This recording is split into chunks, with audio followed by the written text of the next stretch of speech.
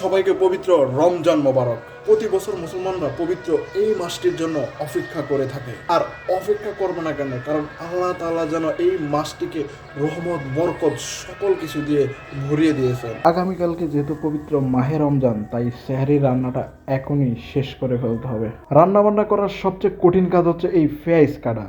চোখের পানি একবারে বের হয়ে যায়। এটার মতো কষ্টের কাজ মনে আর পৃথিবীতে নাই। যাই হোক, ঢাকায় যেহেতু ব্যাচেলার থাকি, তাই রান্না বান্না করতে হবে একবারে শর্টকাটে।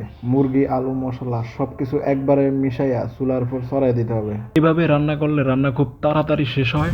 ব্যাচেলারদের জন্য এটা খুবই সহজ একটা পদ্ধতি। আজকে যেহেতু ফার্স্ট তারাবি, তাই চলে গেলাম মসজিদে নামাজ পড়তে। মসজিদে যায় ছোটবেলার কথা মনে পড়ছে, কারণ আমরা তো রোজার ভিতরে এমন নামাজ পড়তে কত মসজিদে গেছিলাম এই ফুলাফানের মতো। নামাজ শেষ করে বাসায় চলে আসলাম এবং অনেক ক্ষুধা লাগছে, তারপরে ভাত খেতে বসে গেলাম। সবার জন্য রইল অনেক অনেক দোয়া, সবাই যেন এই রোজার ভিতর 30টা রোজা সুস্থভাবে পালন করতে পারেন।